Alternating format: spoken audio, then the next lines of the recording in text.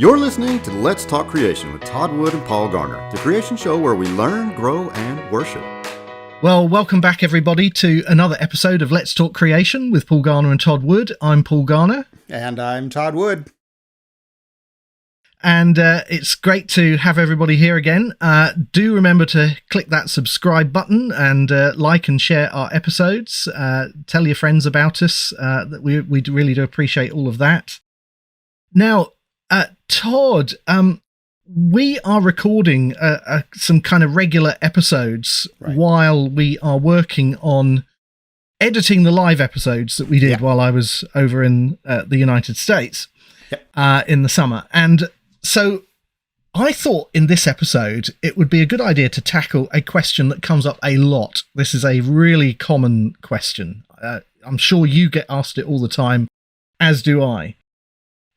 How on earth did Noah fit all of those animals on the ark? And how did Noah and his family care for them all during the voyage? And so forth. All of those kinds of questions about the reality of Noah's Ark.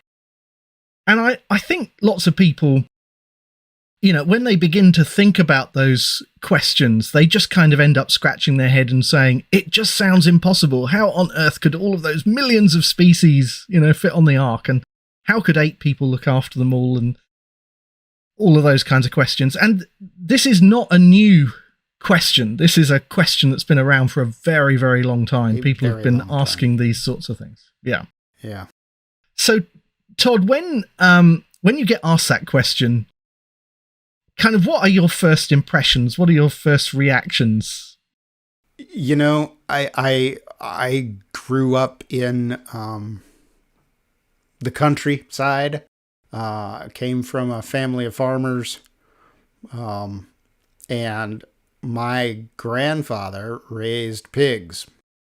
And let me tell you, I just think there's no manure worse than pig manure as far as smell goes. Okay. So when people say, oh yeah, I can't imagine how that goes. You know, how could you build an ark and care for animals? And I just keep thinking, man, what would it smell like to be cooped up in that ark with the stench of all these animals defecating everywhere, for a year.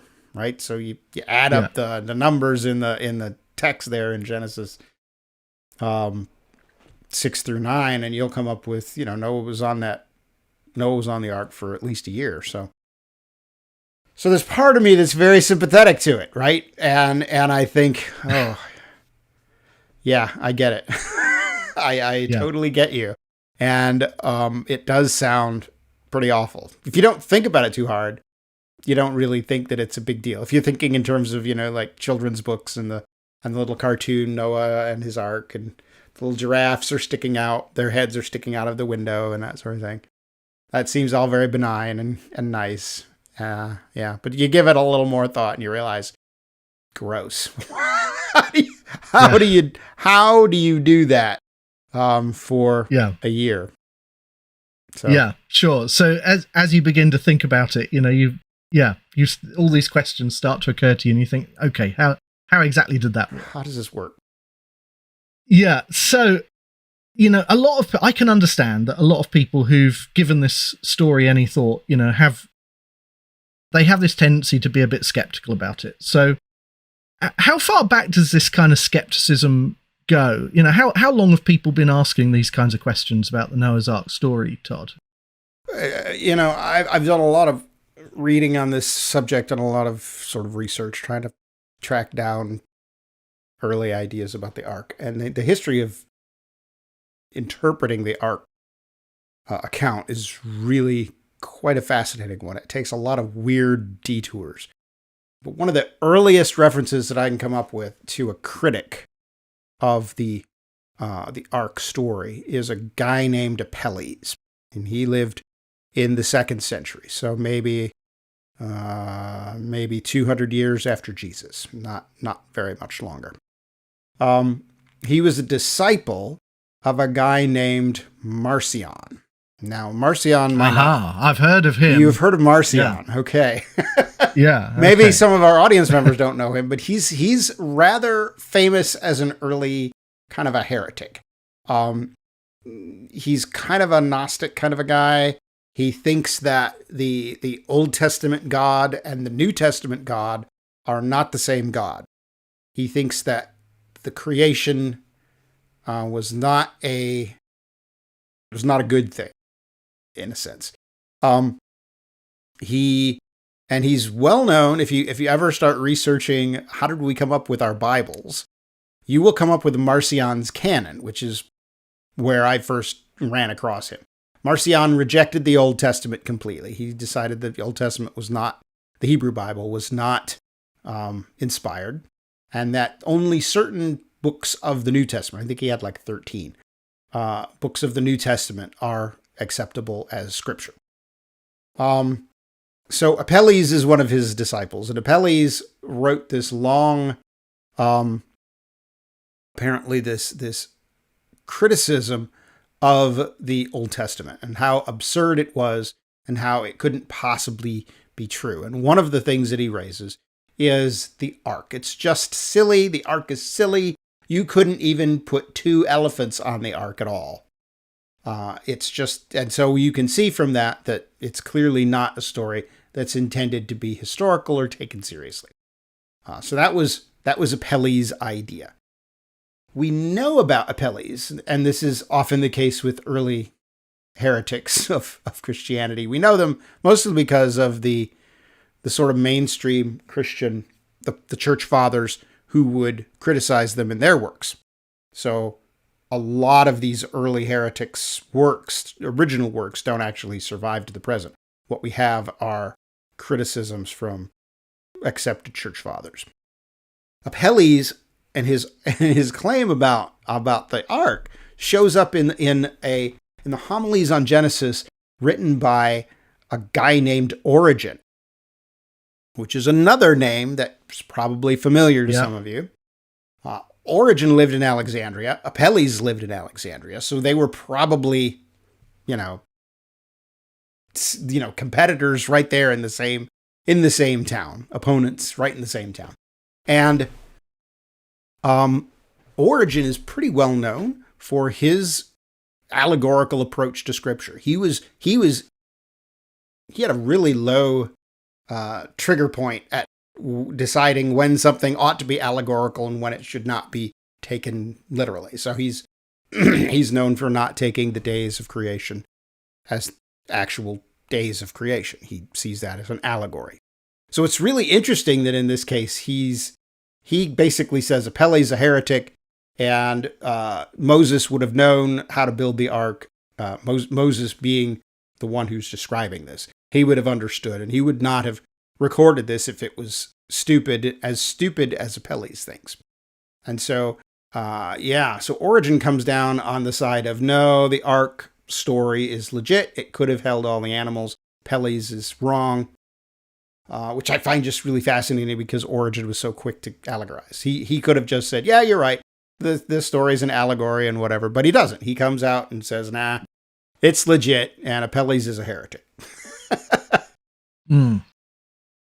Yeah, there's nothing new under the sun, right? So, these kinds of skeptical criticisms of the art really go back a very long way. Now, as you said earlier, you've done a lot of reading about the history of the way people have thought about Noah's Ark. What else sticks out to you from that sort of early period of history and how people are defending the Ark account? Is there anything? Yes. You mentioned it takes all these weird detours. Absolutely. Tell us about some of that. Let me tell you the weirdest detour of all, right? So in Genesis 6, verse 16, God is telling Noah how to build the ark. He's describing his instructions. And he says, make a roof for the ark and finish it to a cubit above. Now, a bunch of early commentators took this to mean that the top of the ark was to be 1 square cubit. And so they understood the ark to be a pyramid. Which is a really odd shape. I mean, you grew up after the Enlightenment. I grew up after the Enlightenment. We all have those oblong, barge-shaped arcs, right? That's what we think of when we think of Noah's Ark. Yeah. If we're not thinking of the cute little wooden ship from the cartoons. So the idea that people once upon a time took very seriously this notion of a pyramidal arc is, it's really odd. And I remember reading it for the first time and thinking, that is the weirdest thing I've ever heard. Who would ever think that a boat would be shaped like a pyramid? And you get into the Middle Ages. You can find depictions. Can't Correct. you? I mean, I've seen these. You can look at artwork from that period. Yeah, and there it is. There's this really weird sort of pyramid-shaped art. Yeah, there's a very famous early illuminated manuscript of Genesis called the Vienna Genesis that depicts the ark as a pyramid. Maybe we'll dig up a picture of that and include it here in the video. I'll make a note of that. And I just said it, so I guess I already just made a note of it, huh? Anyway, so it was in the Middle Ages then. A guy named Hugh of St. Victor wrote a treatise arguing that's in one of his treatises, he wrote that's not likely. A pyramid-shaped ark would probably sink. You need a ship's hull, to push the water away to make something actually float. Now, Hugh of St. Victor is probably a name some of you might know because he's known for his elaborate allegory about the flood. He was another one of these guys who would read the scripture in very allegorical ways, and so he has this elaborate allegory of Noah's Ark. But when it came to the actual building of the ark and whether it was, seaworthy or whether it was real, he came down pretty much on the idea that no, this was legit and it worked. And he argued for kind of a oblong, rectangular kind of ark that would be the sort of ark that we would think of today. Yeah. And I've seen Hugh of St. Victor. He used to travel around and give lectures about the ark, about the allegorical interpretation of the ark. And he had this enormous illustration that he used to take around with him. Right. This is obviously pre-PowerPoint days. So he had his own sort of illustration that he took around. So he had, he did. He had this giant, and it was big. It was evidently very large that he would haul around with him so that he could put it up and explain to people all the deep spiritual meaning of the ark and and the construction of the ark and so forth. Yeah. Really interesting. So let's just think about how the Bible describes the ark. And it uses a particular Hebrew term. I don't know how to pronounce this, Todd. This Hebrew term that's used for the ark. It's also used for the basket that Moses is placed in. Yes. When he's kind of floated down the river or whatever, and he's in the bulrushes. And it's the same Hebrew word, I think. Right. Do you know, can you remember what that Hebrew word is? Excuse me, Hebrew experts, but I think it's tabah. I think that's tabah. How it's pronounced. Okay, tabah. Okay. Tabah. Yeah, you'll have to. Yeah, Hebrew scholars, you'll have to forgive us if we mangled that. If we butchered that, but there it is. Tabah. And you're right, it is. It's an unusual word, right? It's only used in those two circumstances. Yeah. There's a bunch of strange words that are used. Rarely, gopher wood, for example. That's just a transliteration of the Hebrew word gopher. Yeah. And we don't know what that means. We don't know what that is. Yeah. No, we don't know whether that's a type of wood or whether it's a type of treatment that was applied to the wood, or we don't really know. We don't really know. So this word that is translated ark, it literally, I understand, means like box.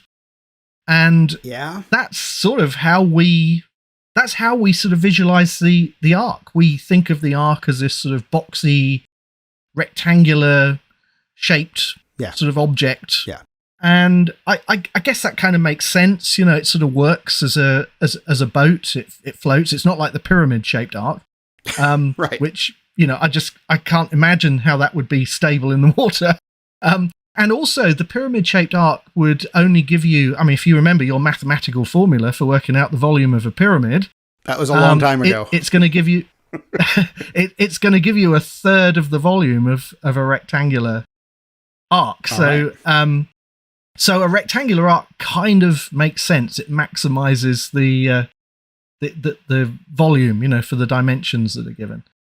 And I guess we could get into all kinds of discussions here about exactly how the ark was constructed and what kind of wood it was made from, and whether Noah had help to build the ark. There are all these kinds of questions, but maybe we'll come back to those at some later point. I think here we want to stick mostly on the capacity of the ark, and whether whether we could fit all of those animals on the ark, because we could go down 5 million different rabbit trails talking about where do you get the timber.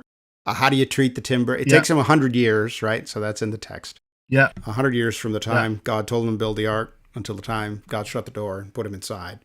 Yeah. So it's one of these, I feel like we're hitting on another intermittent series of episodes here. We've got too many of those going at once. Yeah, we've set lots of those hairs running, haven't we? And this might be another one. So how big are we talking this ark? You have a sense of that? Sure. So Genesis chapter 6 and verse 15 gives us the dimensions of the ark. When God tells Noah to construct the ark, he gives him the dimensions, and it's 300 cubits long, 50 cubits wide, and 30 cubits high. And of course, that immediately begs a question: what is a cubit? What? Yes. We know it's an ancient sort of unit of measurement, but what is it? And I think, when you read the commentators and those who know about ancient history, they will tell you that the cubit was basically the length from your elbow to the tip of your fingers. Yeah, maybe that way so people can see. So this is about 1 cubit. Okay. And is my Todd, cubit, I suspect... You measured your cubit, I think. Did I? Yeah, I did. It's about 17 and a half inches. Yeah. That's in our notes here. Yeah. It's about 17 and 17 and 3/4, 17 and a half, something like that.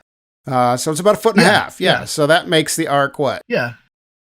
By my cubit, I guess it makes the ark 450 by 45 by 75. Is that right?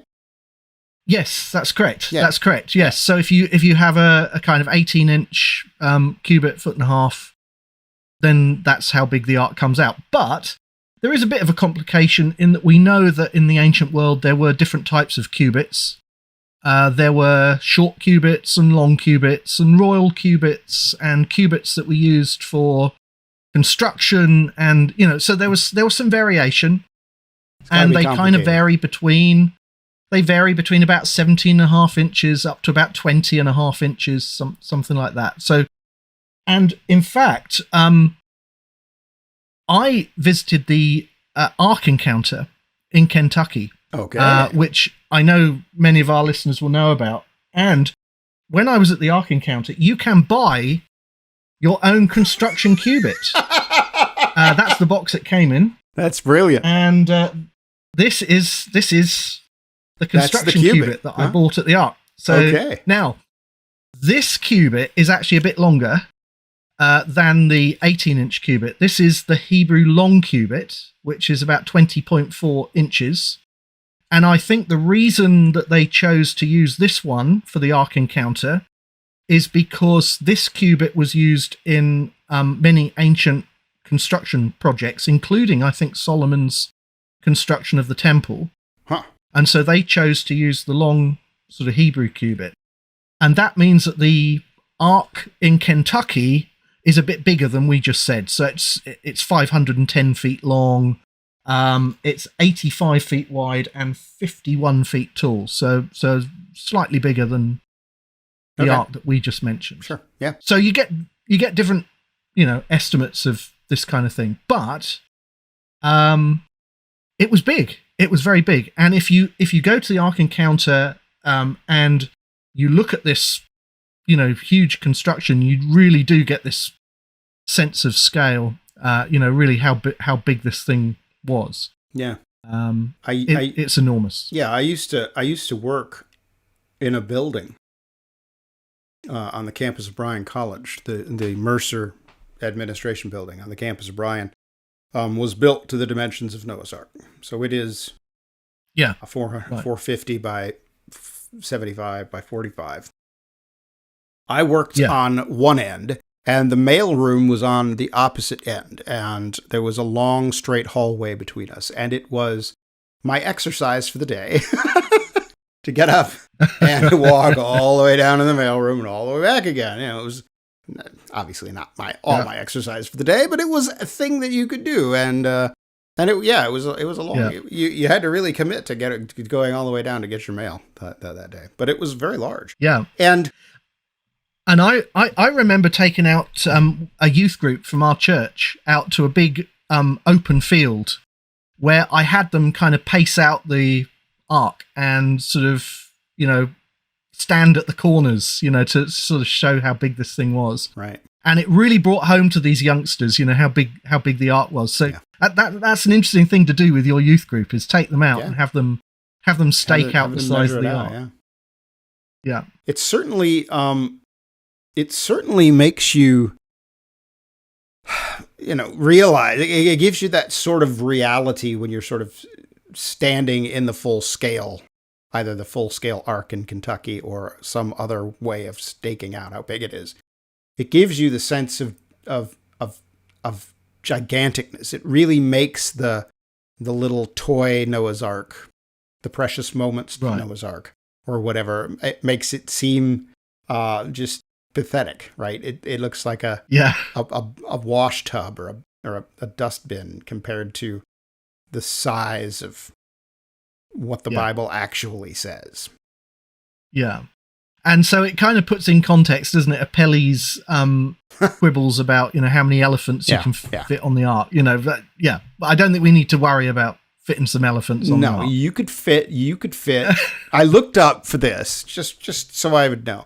I looked up the world's largest dinosaur. And according to the world-renowned authorities that came up as the first result on my Google search, whatever they were, it is Argentinosaurus, which is a sauropod dinosaur. Let me look at my notes again here. That guy is, let's see here. About 100 feet long and a shoulder height of about 24 feet. And that's big, but think about this again. 100 feet long, 24 feet at the shoulder for a full-grown Argentinosaurus. The ark is 450 feet long, and it is 45 feet tall. So you could fit multiple Argentinosauruses in the ark if you wanted to. You don't have to, right? You could take juveniles. That's the other trick. You don't have to take the grown-ups. So this whole idea of you can't fit anything in the ark is ridiculously too small. You realize when you start, just doing some simple mathematics, well, the ark is really, really large. It might not be it might not be as big enough to hold millions of species, but it's not what Apelles thought, right? It could hold many elephants. Could probably hold a whole herd of elephants if you crammed them in there. Right. Yeah. So that kind of question about, how do you fit the large animals is a bit of a red herring, really. It's a bit of a distraction. Yeah, I think so. But people have kind of made calculations about the size of the ark and how many animals can fit on board the ark and that kind of thing. Yeah. And that is also something that goes back a long way. That is not something that modern creationists alone have done. And I know that you were, you actually were involved in translating one of these early works. I have a copy of it here. Ah, there it is. It is Buteo's The Shape and Capacity of Noah's Ark. I guess that's how you pronounce his surname. Johannes Buteo. Yep. Yeah. And this was really interesting. This was published, I believe, in 1559. Yes. And it's a little sort of pamphlet that he published. It's not a long work.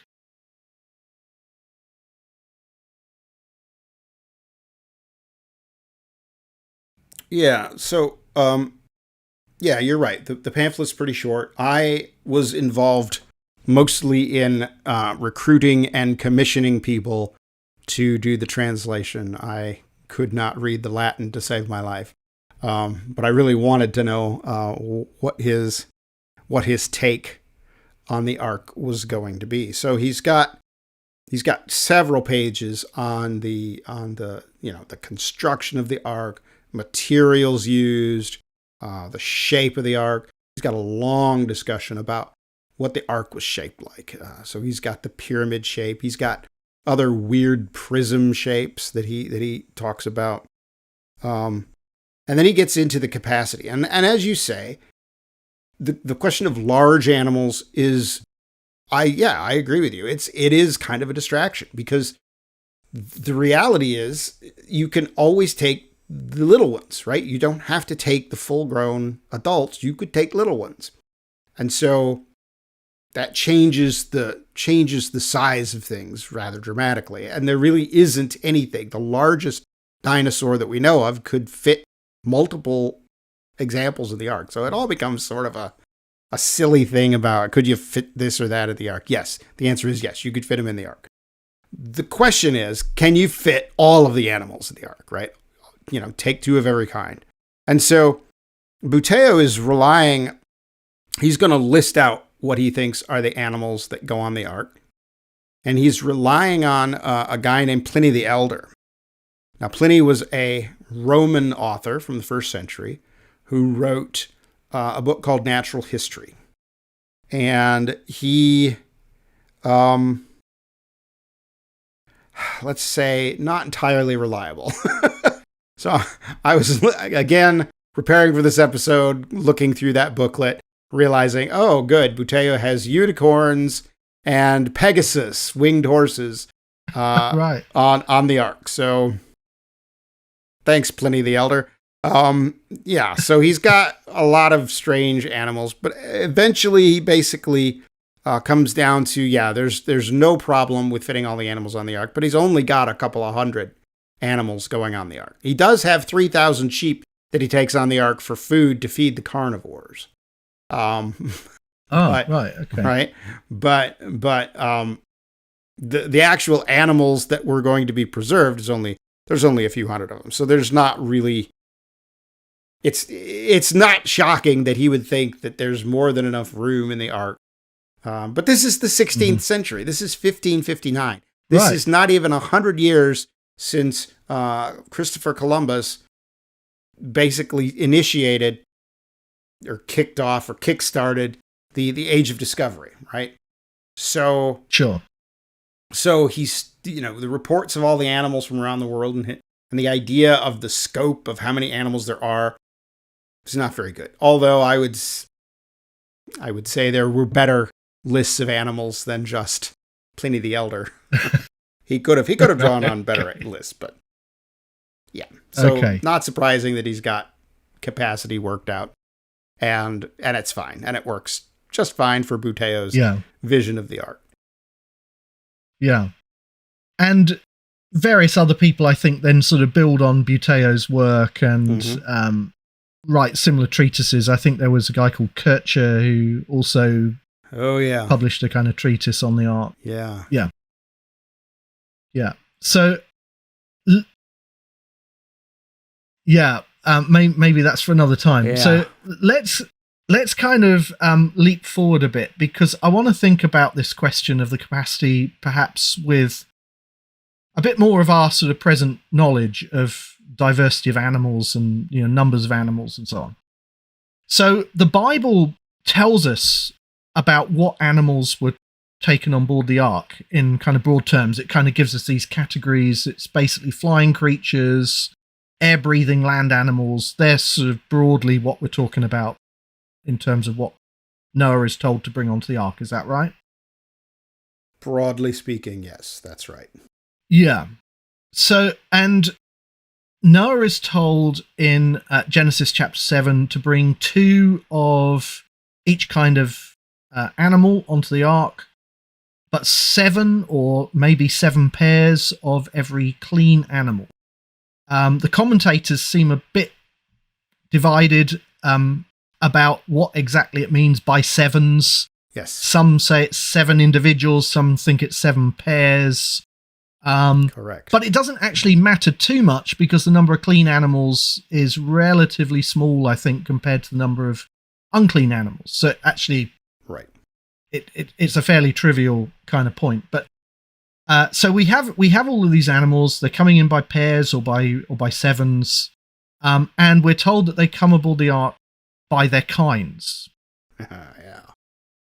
What does that mean? Just unpack that a bit. Oh. So when the Bible talks about kind, what's that telling us? It's a good question.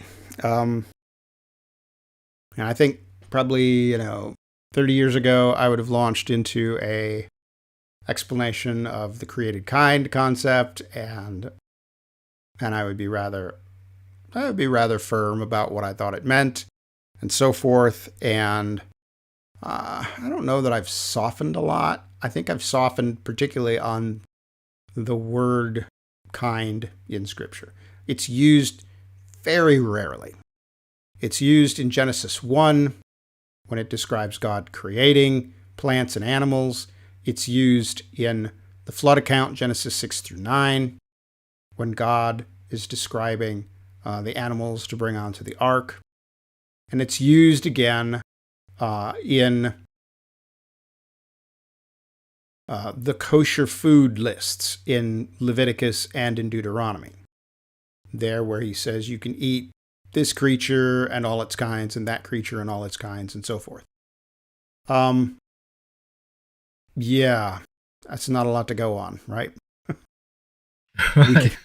we can see that it means kind of a sort of an animal, right? It is very, I think it's quite analogous to the modern English word kind. That's a kind of horse. That's a kind of whatever. Yeah, it's something that could be distinguished, maybe. It's not clear. Where does the word come from? What is its etymology? We're not even sure what that is. It's just one of these words that pops up. And so I think it's actually used one more time in Ezekiel as well in the Old Testament. But other than that, it's not used very often. So saying, what is this kind that Noah's taking onto the ark? I'm less dogmatic than I was when I was in my 20s. All right. Does that mean that Noah took every distinguishable whatever that he could distinguish? And no, I don't think that's what that necessitates.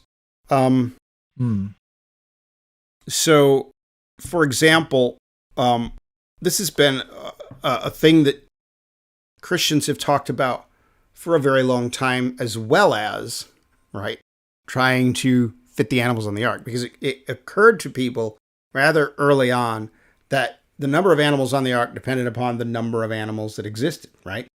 And so you have a guy in the late 17th century, a guy named John Wilkins. He was an Anglican bishop.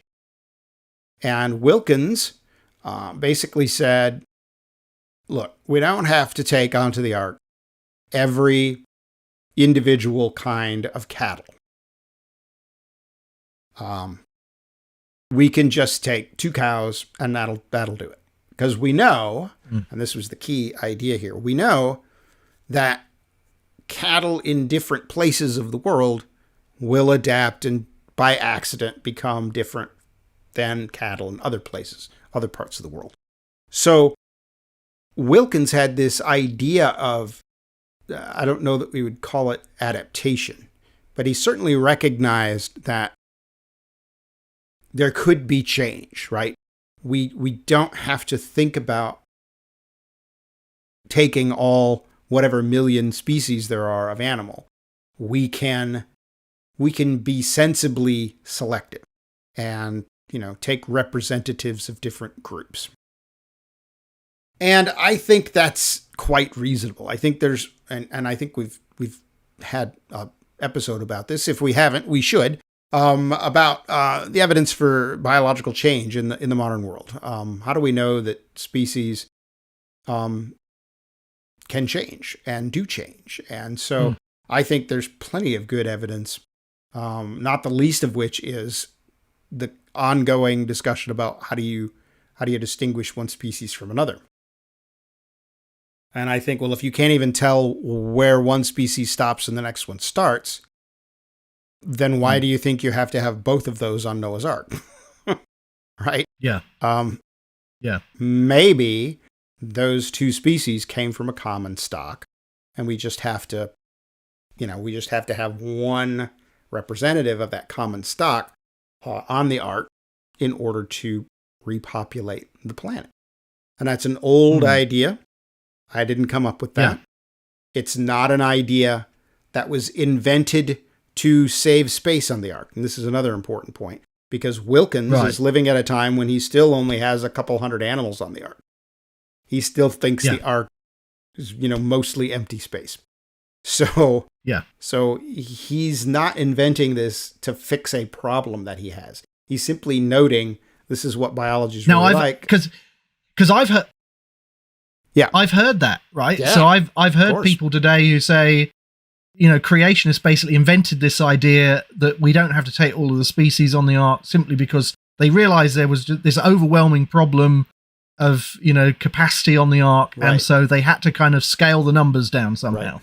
Yeah. But as you're saying, this is actually an idea that at least in a kind of... inchoate form was always there kind of a long time ago. Right. People were thinking about that before Linnaeus began to really earnestly list out every different species on the planet, thinking, I'm going to make a giant list. Linnaeus says, Carl Linnaeus in listing and making these long lists in his book, The System of Nature. And so he makes lists of thousands of species. That was not on the radar of someone like Wilkins or someone like Buteo. And Wilkins is the guy who is the earliest one that I have found, who basically says we don't need to take all the species because some of them can just change and become what they are after the flood. What do you know? Right. Yeah. So actually, that changes things a lot in terms of how we think about the capacity of the Ark, and coming right sort of towards the kind of present day, and the launch of the modern creationist movement. A book that was obviously extremely influential was this one, The Genesis Flood by Whitcomb and Morris, published in 1961. And this is the classic sort of book that really launched the movement. And they make a calculation, don't they, about the number of animals on the Ark, and they come up with an estimate. And they're including not just living forms, but extinct forms as well. And they come up with this number of 35,000 animals on the Ark. That was Whitcomb and Morris's estimate there. And since then, a number of other people have sort of tried to do similar estimates, slightly different. They make different assumptions about clean versus unclean animals, and whether it's 7 or 7 pairs, whether the kind is a genus or a family. So you get different kind of numbers. But Arthur Jones, who was a British zoologist, he published another classic paper back in 1973. It's in this edition of the Creation Research Society Quarterly, and he estimates actually much lower numbers than Whitcomb and Morris. He has the kind at about the family level, and he estimated about 2,000 animals on the Ark. So that's a very low estimate. Yeah. And a lot of our listeners might have come across this book. This is Noah's Ark, a Feasibility Study by John Woodmorappe. And this is a very detailed look at all of the kind of claims and counterclaims about the logistics of the Ark and, the feasibility of the Ark. And he actually estimates 16,000 animals on the Ark. But the reason his number is higher is because, for the purposes of argument, he assumes that the genus is what's represented on the Ark. Okay. So instead of the family, which is what Arthur Jones had assumed, Woodmorappe has the genus as the Ark kind. Okay. And that obviously, involves more animals. But it's only really, when you read Woodmorappe, he thinks the kind is probably approximately equivalent to a family. He's just assuming the genus because it puts more animals on the Ark.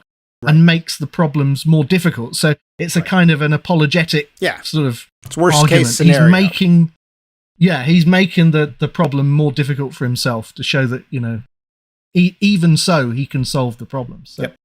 And then I think that the Ark encounter, which we've already mentioned in Kentucky, they've also done their own sort of estimates, and they come up with about 6,500 to 7,000 animals on the Ark. Okay. So they kind of come somewhere in the middle between Jones and Woodmorappe. That would be, so Woodmorappe, so Jones was 73, Whitcomb and Morris is 61, Woodmorappe's 96, is that right? 96, that's right. And then 96. The Ark encounter is 20 teens, I guess. 2016, I think. 2016 it opened, yeah. All right. So that would be probably the most recent, most up-to-date estimate. Yeah. You kind of pays your money and takes your choice, but there are a range of estimates. But it's not millions of. It's tens of thousands at most. It's not. It's not millions of species. Right. It's thousands or at most tens of thousands. Yeah. Animals. I'm not even sure where the millions of species came from. I hear that from scoffers sometimes, and I think, what are you bringing amoebas on the Ark? Is that what's going on? Because there's just not that many species of vertebrates or insects. Well, maybe insects you could get into a million, maybe a million, but yeah. Right. Anyway, so now, Paul, Buteo's got only a couple hundred species, a couple hundred animals on the Ark. He's brought in a couple thousand sheep to feed some of the carnivores. So the number on his Ark is gradually shrinking, right, over time. But tens of thousands is still sounds like a lot, right? Any farmer listening to this is going to know that is a lot of work to care for all of those animals. And you still have to think, all right, well, tens of thousands of individual animals, how are they going to fit on this boat? Is it really fixing the problem, in a sense, to make this list? Is that really getting us anywhere in our understanding of things? And I think, like we've already mentioned, this largest animal issue is that red herring that makes you think, oh, there's no way. 10,000 elephants, there's no way you're going to put 10,000 elephants on the Ark. There's no way to put 10,000 giraffes or rhinos or whatever. And that's probably true. So the next big question then is, how big are these animals going on the Ark? How much space do they actually need? And for that, the guy who calculated this in most detail that I know of anyway is our good buddy John Woodmorappe again. We ought to have him on the show sometime. That'd be good. I think that'd be fun. So in his book on Noah's Ark, he not only lists out all of the animals, and this is, in my mind, just an absolutely gargantuan, Herculean task that he undertook, but he lists out all of these animals, and then he starts making body mass estimates based on published reports of how big these things are. And according to him, then, about 76% of his list of 16,000 animals are less than 22 pounds. And so that's about the size of maybe 3 or 4 chickens. Maybe your family dog is maybe, if you have a smaller family dog, you've got something that's roughly the size of the largest of the animals, most of the large animals on the ark. There's only a small number of animals that end up being extremely big. And that is striking. So Woodmorappe then figures out, all right, well, for this body mass, you need so much square footage, right? And so he, based on the square footage, he suggests that about half of the ark is necessary to house the animals, which is, again, a very striking and startling result. He's got 16,000 animals going on the ark, and he's got half of the ark taken up by those animals, just half. Now, when Whitcomb and Morris were writing their estimate, they had, 30-something thousand, 35,000 animals on their ark. And they calculated it by volume. Now, they did it by volume with reference to rail cars. So, rail cars are for short-term transport. This is not ideal living conditions for animals for a year. So you got to take this one with a little bit of a grain of salt. But they estimate that only 14% of the volume of the ark would be required for housing the animals. So who's got it right? I think probably somewhere in the middle is more likely. If you think about, say, a mouse or a guinea pig or something, or a hamster, that hamster does not need, 3 square feet of space on a deck that's 15 feet tall, right? That's an enormous amount of space above them that's just wasted. And a lot of these animals are that small. So you could stack them, right? That is a possibility. And still make them very comfortable, have plenty of space, and so forth. It would not be an unpleasant journey for them. So the estimate based on the square footage, I think, is probably an overestimate. And then, the volume based on rail cars, that's clearly an underestimate because you're just cramming stuff in there. No food, no way to move around or anything. So, I'm guessing, if I had to guess, and I haven't done the calculations, but if I had to guess, I'd say maybe a quarter of the ark is probably taken up by the animals. Maybe a bit more, maybe a bit less. I'd have to actually sit down and do all the number crunching myself, which I have not done. But there's plenty of room. Yeah. Even at 35,000 animals, there seems to be plenty of room. That is really striking. And yes, I mean, when I read Woodmorappe, and he did that amazing thing where he kind of broke all the animals down into these body mass categories, and it's just an astonishing kind of thing that he did. And the animals come out on average, they're quite small, which, if you think about it, makes sense because how many really big animals are there? Compared to loads of tiny animals, small animals.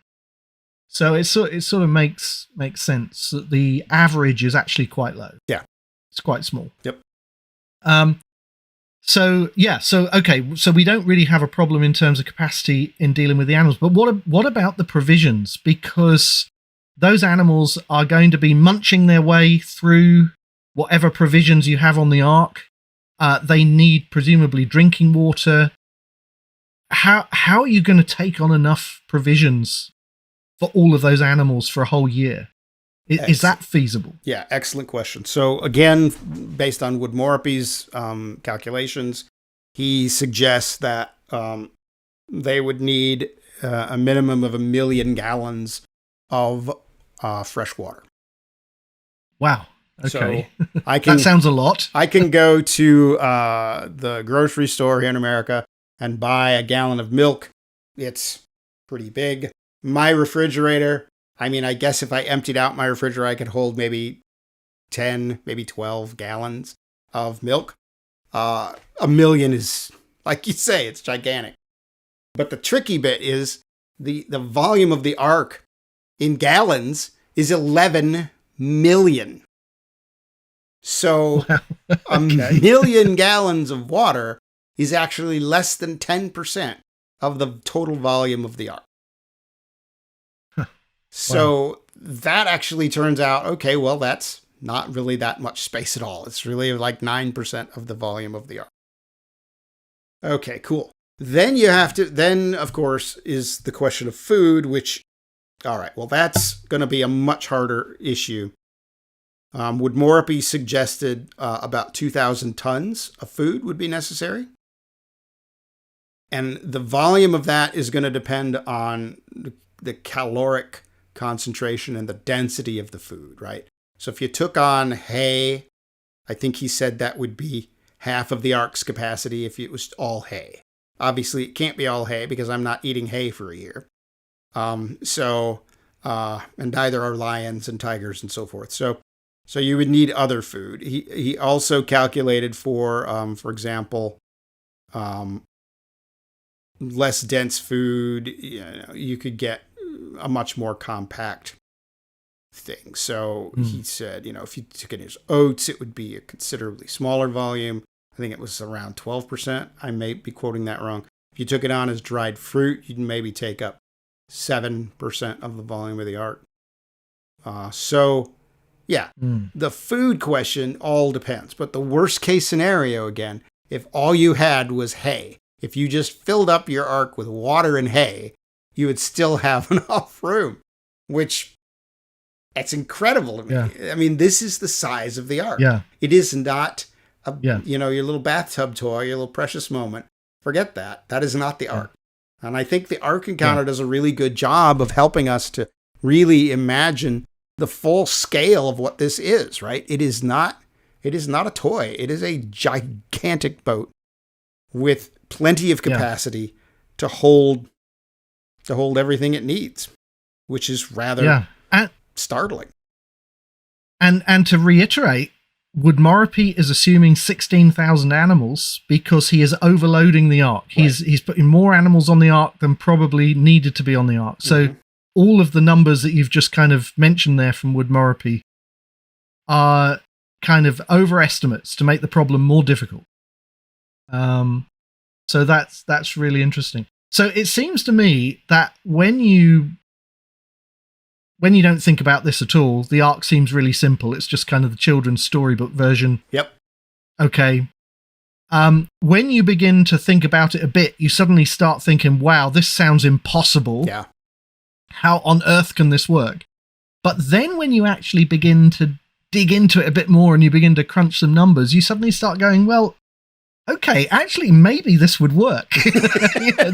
This actually isn't quite as impossible as I imagined. Yeah. So that's really interesting. Now, of course, we've only dealt here with the capacity of the ark. Right. So the animals and the food and the water. We haven't dealt with lots of other things. We talked about the construction of the ark. We haven't really dealt with that. We haven't talked about how 8 people could care for all of these animals during the voyage. Which is big. Other things besides. So, So there are other topics, and maybe this is going to turn into one of those occasional series that we do where we come back to other questions in the future. Right. So maybe. But before we kind of sign off this episode, and we've got to the end really, I want to go back. I want to kind of go back to the question that we were thinking about right at the beginning. The manure. The manure question. What do you do with the poo? What would you do with it all? What on earth happened to the manure, Todd? Oh, yeah. Well, Woodmorappe has a long section on this, but frankly, I think you'd get rid of it. You throw it overboard, right? So Woodmorappe has a bunch of ideas about how you would design the ark so to make this a relatively easier task, so that it would not be an onerous thing. But yeah, you don't keep it. You shovel it, and that's what they would do on the old sailing ships. That's That was the head, right? The head was just this place you would go. And then it was actually kind of had little openings to the outside so that the water would come in and just wash it away, and you'd just get rid of it. So, yeah, old sailing ships, they knew enough to get rid of it, so just get rid of it. Don't sit in it and smell it. That's crazy. Okay. Well, there we go. So that's the manure question solved. Okay. We should call it a day there. All right.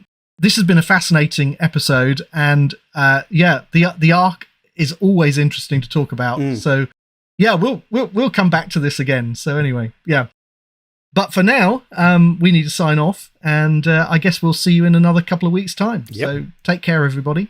See you then. Thanks for listening to this episode of Let's Talk Creation. For more information, visit us at letstalkcreation.org, where you'll find an archive of past episodes and all our show notes. If you'd like to leave a comment or make a suggestion, you can find us on all the major social media platforms. Let's Talk Creation is brought to you in the U.S. by Core Academy of Science and in the U.K. by Biblical Creation Trust. As a listener-supported ministry, we are grateful for all of your financial support. Find out how you can make a contribution at our website, letstalkcreation.org. Also remember to like, subscribe, and share this episode with your friends. Thanks, and see you next time.